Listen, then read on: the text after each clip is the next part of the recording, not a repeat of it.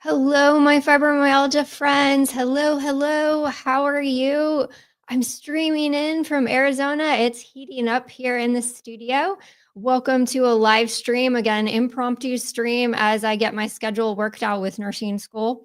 I am Melissa Tolar. I am the executive director of the Fibromyalgia National Health Organization. I'm also a board certified functional medicine health coach and a nursing student currently trying to get my schedule together so maybe I can have some more consistency with the live and content on certain days. But for now, I'm going to go with what day I have off. It'll oscillate between probably Thursdays and maybe not Saturdays, Sundays. So hello out there. Please leave a comment. Let us know where you're tuning in from. And we're going to get started with a live presentation today on how confusing the fibromyalgia diagnostic criteria is. I've been working on the website for the new nonprofit organization, the new branding. And I've been trying to figure out where, to just add some blogs, add some content as we launch this new website. And I've been looking at different references, looking at online information, and it's getting, I hate to say this, and I'll try not to rant through the video sometimes because I may get on a soapbox for a little bit and I'll try to come off of it really quickly. So bear with me. But the information out there, I feel like it's getting worse. And that's, troubling for me because if anyone out there has been recently diagnosed with fibromyalgia and you're looking for a medical provider, it's a disaster. And just piecing together this information, that's why I just wanted to talk and clarify some points of confusion, because you may see memes even on social media that talk about even the tender point exam. So that's been moved out. So if your doctor is using the tender point exam, they need to get updated in how they're diagnosing fibromyalgia. And I do still think that regardless of this criteria, you need to have your tests run like blood test exams, like just get your blood test panels, make sure you rule out other conditions as well. And again, we're going to get into it because you're not ruling it out now. You can still have other rheumatic conditions with fibromyalgia, but I just want to make sure that you have a clear picture of where your health is with blood panels, because you can be anemic, you can have other conditions going on. And so don't ignore those blood test panels as we get into it. So hello, I love seeing people already. It's good to see you, Janet. Hope you're tuning in from Texas. How is the weather right now? Noticing it's heating up here in Arizona, so it's going to get hot in this studio. We face the sun too in the afternoon, so it's good to see you. Thank you for tuning in. Julie, thank you for tuning in from Wyoming, and it's good to see everybody here. So I'm just going to get into some diagnostic criteria confusion because it's really bad. So if you can be patient with your medical providers, I don't understand from all this information how our medical providers are going to learn. And I wish some of the experts out there would actually change the public health agency's information online, because fibromyalgia is inconsistent across the board. So what I was doing was I was looking really for a long time, relying on the American College of Rheumatology's website to at least give a top overview. But I looked recently, information has completely changed. In fact, it feels like whoever put that information, updated the page, went backwards. So we've really evolved and adjusted the criteria for fibromyalgia and our understanding, but it hasn't made it to the websites of all things. I mean, we know how to update websites. It doesn't take as long as it used to back in the 1990s. So why we don't have consistent information is beyond me, and it is something that we need to work on. So if you're finding that your provider does not understand, it makes sense because it is so confusing. It's tedious. There's conflicting information all across the board. And that's really what I was diving into the research as I was trying to update our website. And I was getting really frustrated. So we need to make some drastic changes with the information we put out there, because even if you're going to download a PDF, it's inconsistent across the board. So I don't know how healthcare providers are supposed to learn about fibromyalgia. And as patients, if we're going to go educate them, we need to have the most up-to-date information we possibly can. So that is what we're working on for the website. That is what drove me to do this presentation as well. And again, I'll try to be more consistent with the live streams once I get my schedule down. And I'll explain after I'm done with the presentation a little bit more about what's going on. But again, confusion, confusion, confusion. And it's very frustrating. And I know it's frustrating for all of you.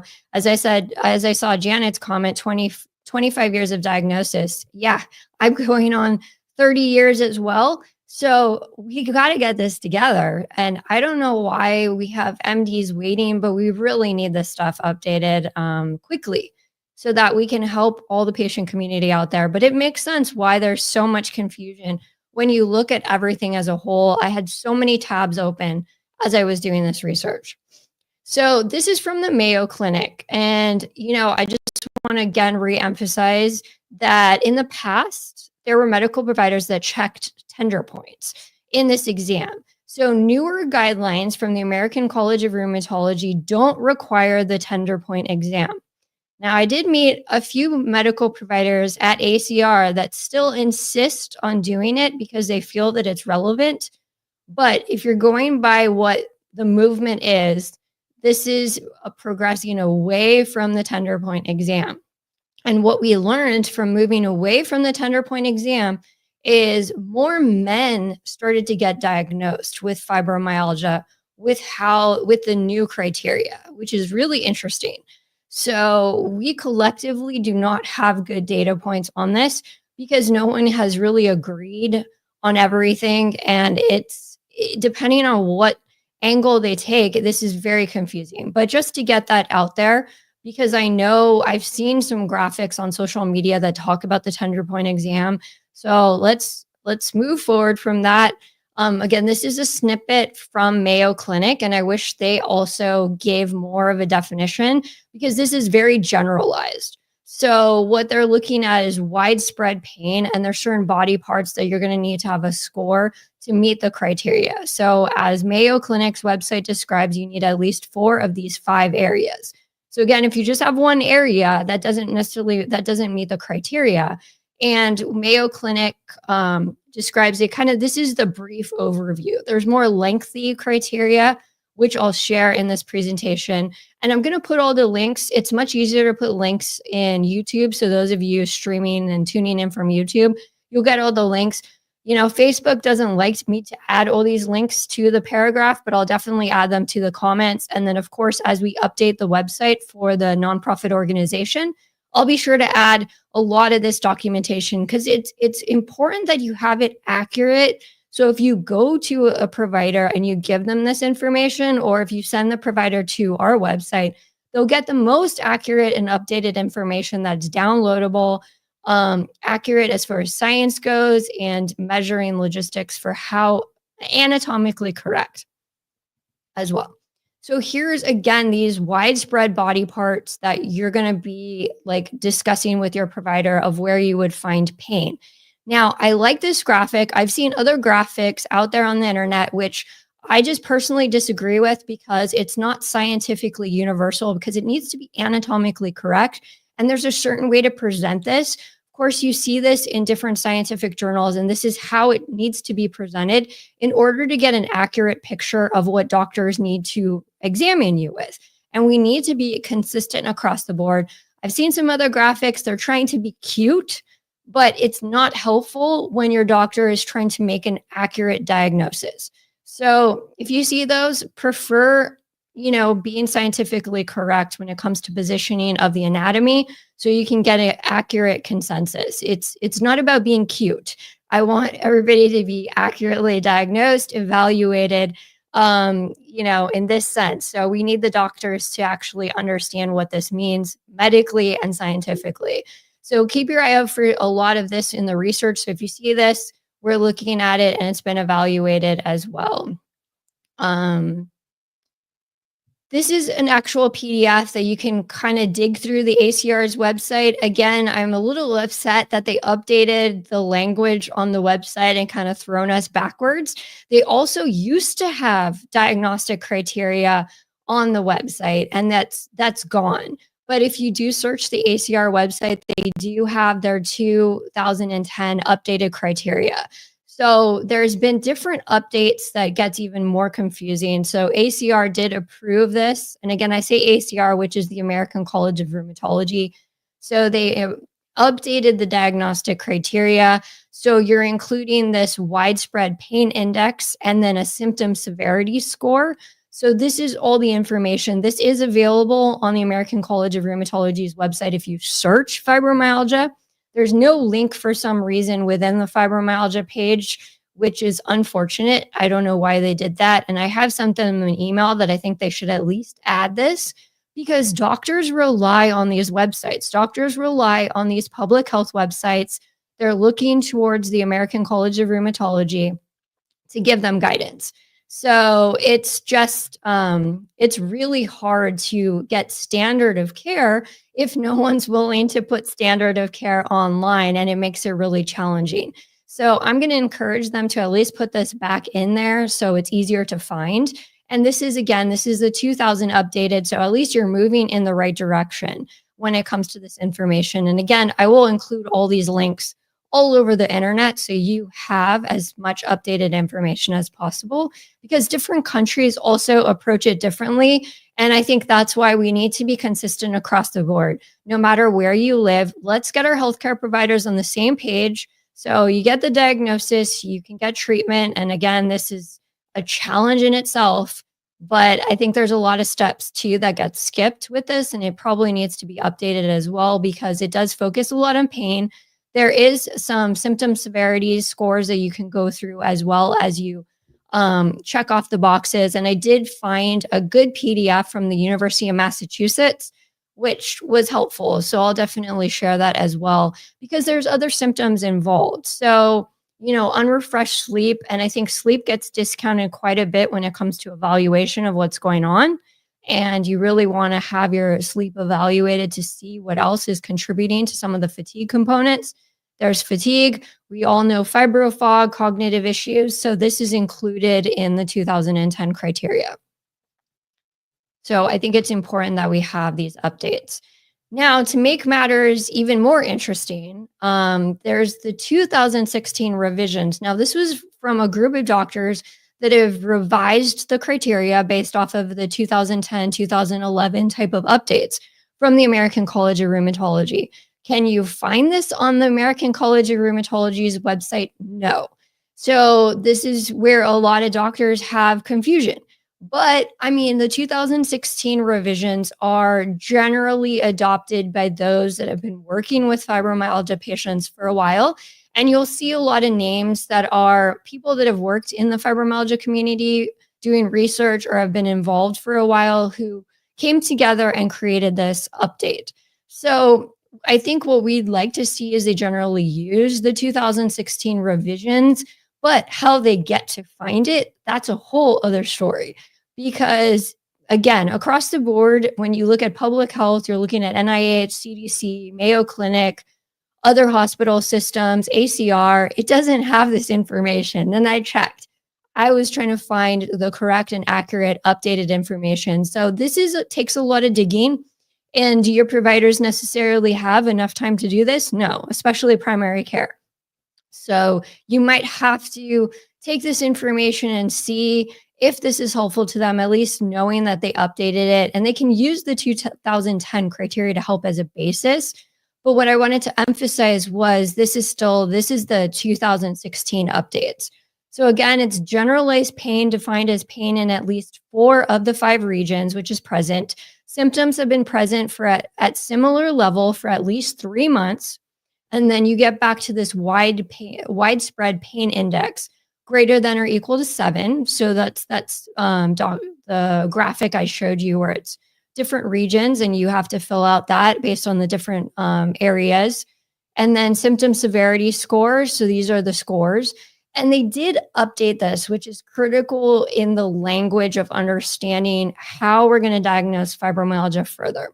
So a diagnosis of fibromyalgia is valid irrespective of other diagnoses. So we now have information, again, that you can have arthritis, you can have rheumatoid arthritis, you can be diagnosed with lupus, and you can also have a diagnosis of fibromyalgia. Now, this gets complicated with the language because, again, you can be diagnosed with fibromyalgia and you can still have an autoimmune condition. So I don't want you to discard research on looking for autoimmunity in yourself when you do your blood work. This is, again, a very confusing point for doctors. And I hear this all the time, and they're not, they don't go the step further. And there's a lot of critical health that can be seen in blood chemistry panels. So you can have both. There is research going on, and I've seen presentations at the American College of Rheumatology conferences where they analyze differences in pain between someone who said maybe has rheumatoid arthritis and then patients that are diagnosed with rheumatoid arthritis and fibromyalgia. So in some of these autoimmune conditions, they actually see a remission of the autoimmune condition itself, but the fibromyalgia pain still exists.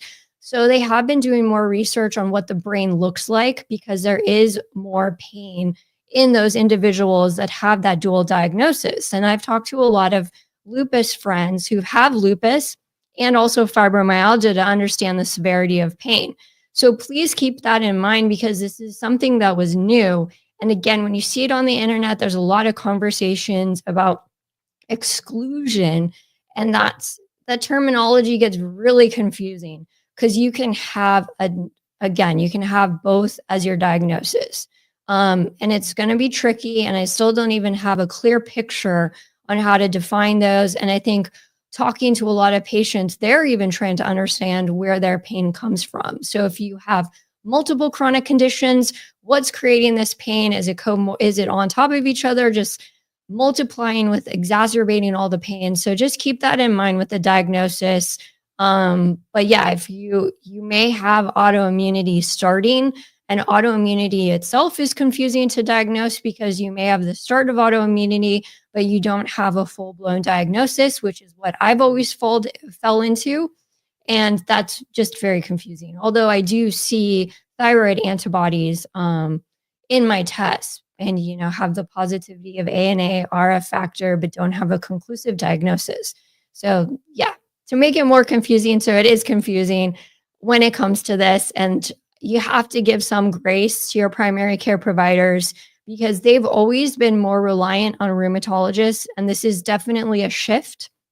We've always historically trained more rheumatologists in helping treat fibromyalgia. So rheumatologists, according to ACR, they can make the diagnosis, but they're going to most likely refer you back to a primary care physician, pain management physician, so that you can start treatment for your fibromyalgia. We've seen the increase in rise of autoimmune conditions. So rheumatologists have their hands full, and we have not provided enough tools and guidance for them to fully treat fibromyalgia. There are rheumatologists, though, that will still take on fibromyalgia patients, but it's getting few and far between. And a lot of universities will turn you away if you have the diagnosis of fibromyalgia. You need to have an autoimmune diagnosis or a rheumatic condition to make that cut and go forward. So again, it's definitely different information out there. And I just someone actually talked about ChatGPT. Yes.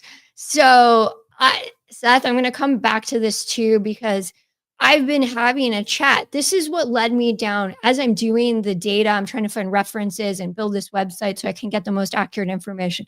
I had a whole long chat with ChatGPT. I was asking questions like, why is this? Why is that?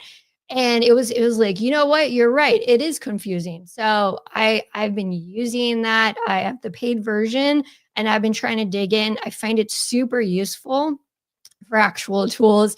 So, take it with, I use it for different things and trying to figure out puzzles. And Seth, to be honest, I'm also trying to test out different versions. Like I went into Grok to ask it some information on certain medications for fibromyalgia. It gave me sort of an uncensored answer than what I saw in chat or like Google interfaces and stuff for Gemini. So it's actually very interesting what you can pull from different AI systems and what they'll share. Because I feel like sometimes the information gets censored a little bit or what they provide you.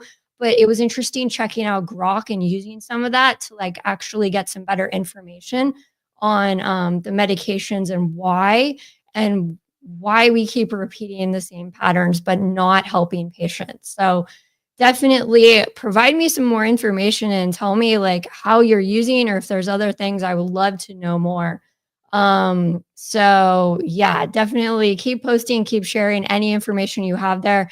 I know we are trying to get, I'm trying to understand this, and I would love to have more of a diagnosis criteria input from the AI systems to better translate this in the future. I just haven't found a provider yet that understands what the heck I'm talking about who wants to focus on fibromyalgia. Eventually it'll come, and that's why I'm in nursing school as well, so we can train the software accordingly. At least I'll have the nursing background to give that as we move forward. But yes, I could talk about technology all day, so I appreciate that. Again, just a reminder, what we're looking at, no longer tender point test here, although you might meet a provider that really wants to fight for that tender point test. And I did ask a few why they still think that a tender point test is really relevant. They couldn't give me a clear cut answer. And I was trying to make them aware. I'm not trying to make them go on the defensive or anything. I want to understand clinically where they were going with this and why they still felt that that was a useful tool. I do think, again, there's a lot of information out there, and it's a process. And so I really wonder if your primary care physician can actually go through this whole process. So I would love to hear from other primary care physicians if you know, like, do they even have the time to do this? Because I know I've seen some short versions of fibromyalgia severity and questionnaires that are really like 5 questions.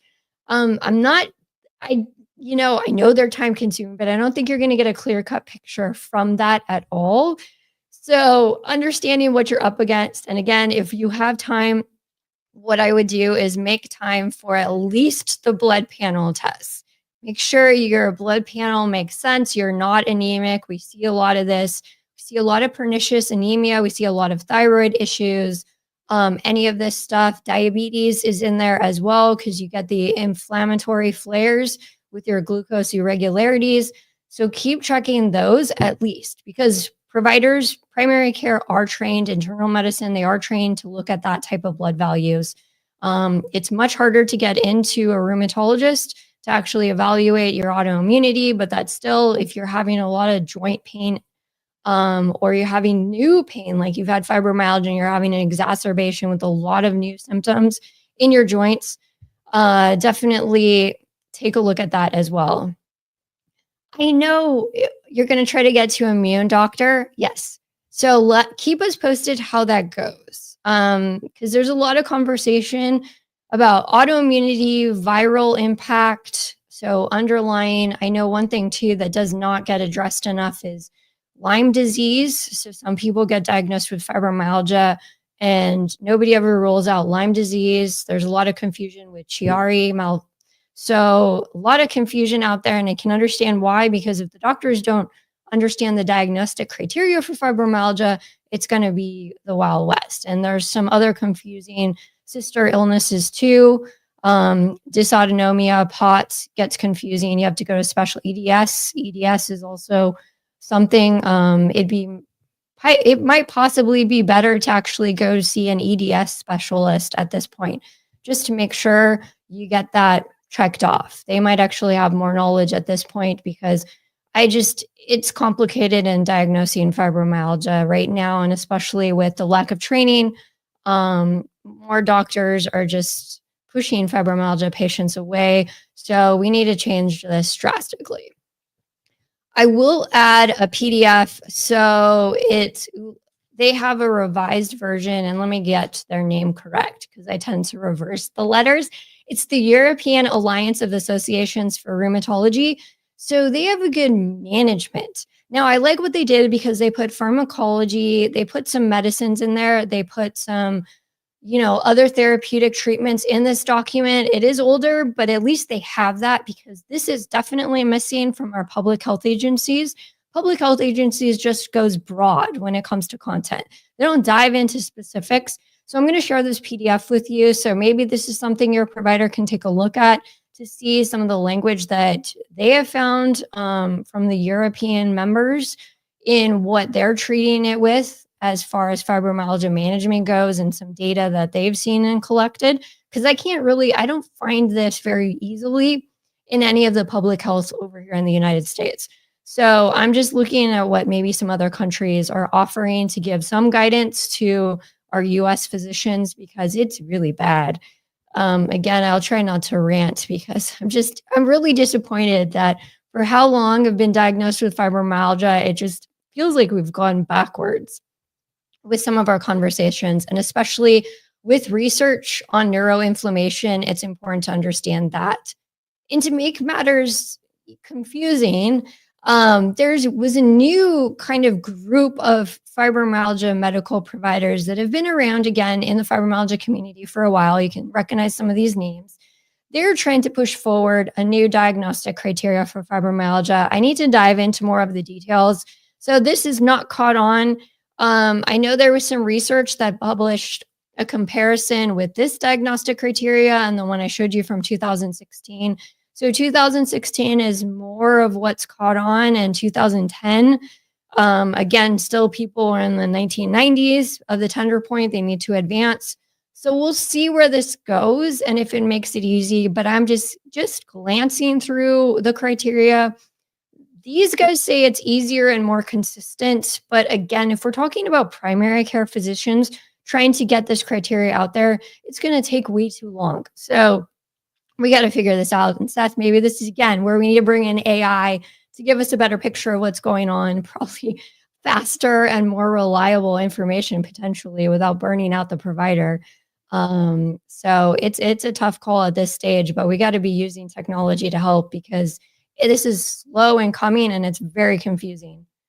So I just wanted to make sure I said all of that because as I was digging into the information, so please provide your provider some grace because looking in it, asking AI systems what is happening, and even's like, yeah, the AI agreed. It was very confusing, and no, it's not approved. So it's a mess. And I'm really sorry to all of you if you've had a recent diagnosis, been diagnosed for a long time. But those of you that are recently diagnosed, yeah, the language I want to use is probably not appropriate for a live stream, but hopefully we got to make changes to all of this. And this is why I'm diving into nursing school. We'll see if I survive. I started my clinicals, so I survived day one of a 12-hour shift. I'm about to go into clinicals on Saturday and Monday again with a 12-hour shift. So send me good vibes and cross my fingers. This is just a second semester, but they definitely have already held students behind. It's tough. So I hope to make it through and continue so that way I can really support the fibromyalgia community. And Seth, I'll definitely go through your comments and reply back. I appreciate this information because I definitely want to figure out healthier prompts when it comes to this and how we can dive in. I just don't have enough time right now, but that's my goal after nursing school to get licensed. And then I'm going after these websites too, public health websites. I want you to be updated. We're going to knock them out, make sure it's consistent. I want to go after AI technology. Let's build it. I did see, I forget what country it was. He posted on LinkedIn, and I have to go back and, they're starting to look at AI systems for fibromyalgia. I haven't spent enough time understanding. I really want to take more classes. So I really want to build this system that can help. So that's why credentialed, then build. But anyone that has interest in this, please let me know because maybe we can do it faster. Maybe we can do it simultaneously as things go along. But I just want people to understand it is really confusing. So it's not just you. It's not the doctor's frustration. I don't know who has time to learn all this stuff. And again, I had a lot of tabs open going through this. So we just got to work together to support each other. Hi, Jody. Thank you for tuning in. I appreciate all of you. And again, I'll be more consistent with the information I have to update as I go along, as I get more time. I think the next couple of weeks are intense with my clinical. I'm excited though. I'm nervous. 12-hour shifts have not been easy. I love where I'm placed. I'm at an exciting hospital and learning. So I'm in the med surge clinical. And right now I'm rotating through the GI section after post surgeries. And I'm going to move in a couple of weeks to neuro. I think bone marrow transplant is up at some point too, oncology. So I'm going to learn a lot. I like working with the patients and communicating with the patients. I'm trying to figure out too how they're operating with pain management and watching that and the tools, because I definitely think everybody in this space, the healthcare providers need more tools for helping people with pain management. That one is obvious as I'm in this med surge process, but we'll get through this. I'll try to come up with a more concrete schedule so that way it can be a little bit more consistent, more content also going up. I'm really trying to get this website launched for the nonprofit, but have this. That's why I'm very particular about the information I put up, because I don't want again, when I see these images of like diagnosing, and the images are cute, and that's what's getting relayed to healthcare providers, I think we need to be anatomically correct. We need to make sure the science is presented accurately so that everybody can be standardized. I've been talking to people in India that want more standard information because they're still doing the tender point test. So we got to update everybody across the board. We need this. We will get it done. I promise you. I don't know how long it's going to take, but this is what I'm focused on. It is frustrating me behind the scenes. So thank you everyone for tuning in. Let me know if there's other live streams, conversations, and topics you would like me to present or bring in guests. I do want to start bringing back our guests so we can interview. I just need a consistent schedule. So, I know in March I have some time too, because spring break will probably be there. So I might do some interviews, but I want to bring in some other guests. If you have some ideas too on guests that I should interview, let me know. So thank you, everyone. I got to go back to studying. I will see you later. Bye.